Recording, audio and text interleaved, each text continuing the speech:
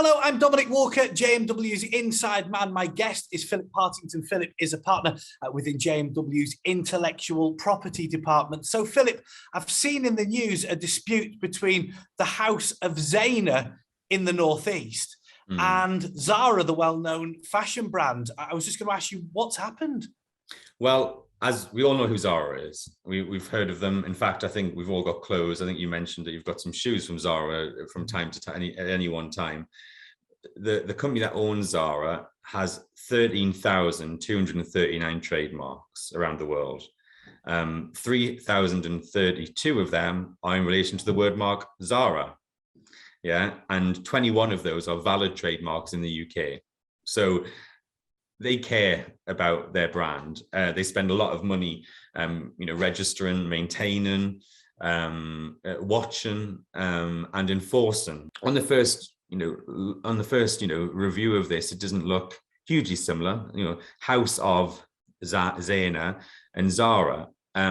But when one takes into account, the reputable nature of the word Zara by itself, there is certainly a similarity there. They both have start with the distinctive elements start with a Z, Zara versus Zana, and the N and the R actually, even if you look at it visually, if you type into your computer Zara and Zana, the R isn't that far. It's just a little bit more of a curve for the N. So it does look a bit similar. I would agree that, that it's not, slam dunk by any stretch of the imagination. But in order to be successful, Zara will have to show that there's likelihood of confusion. Philip, you mentioned the lengths then that the owners of Zara go to protect the brand. Why is this? Why would they want to protect Zara? Well, it's clearly very valuable brand. Everyone knows who it is. We both know who it is. We're both customers, and it's I suspect looks to the view as well. So in order to stop people riding off your coattails as a brand owner, you've got to go around and stop people. And obviously, the further away you get from someone's registered trademark, the more you have to prove. So if this company was calling themselves Zara, it would be a slam dunk infringement case, wouldn't it? But it's called something slightly different than that, and it's further different as well. So the Zara has to jump over further hoops in order to enforce against this particular brand and prevent them using the brand going forward, which is really what the commercial objective for Zara will be. And we'll know that once the court has made the decision in a number of weeks' time. And just putting everything legal to one side for a minute, you're a business owner in the Northeast, you get a letter. It must be a frightening moment when you get that letter. How can you, as a specialist intellectual property lawyer, Philip, help any business person who finds themselves in a similar position? Well, unfortunately, what often happens is people ignore it or don't take it seriously, because if you were in their position and Zara wrote to you, you'd think, oh well, this is it's not exactly the same. It must be some sort of try on, and that happens particularly with trademark infringement cases very often.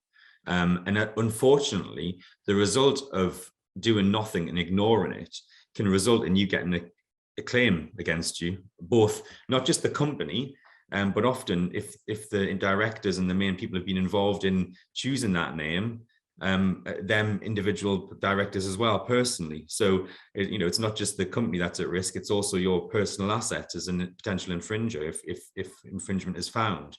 So it's really serious, and people do ignore it because they just think, oh, that's ridiculous, that's absurd.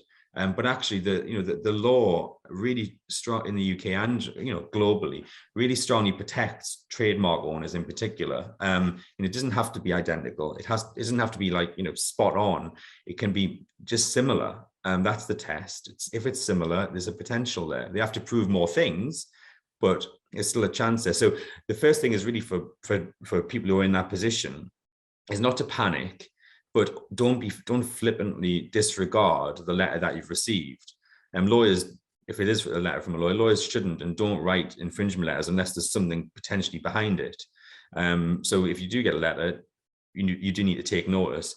I really do encourage people to pick up the phone. You know, we've got a great IP team here at JMW, and give us a call if you do receive a letter like that. We can generally come up with a is this going to be a problem for you, and what are the alternatives? How can we get you out of it as quickly as possible and as cheaply as possible, within, you know, a couple of hours worth of work? And that's an investment well and truly worth it. If you look at the contra, which is damages, legal costs in the High Court, which will, you know, swamp any new business very quickly. Philip, thank you so much for your insight. If you'd like to contact Philip, insideman@jmw.co.uk, or of course, as Philip says, you can call 0161 82 81 999. I'm Dominic Walker, JMW's Inside Man.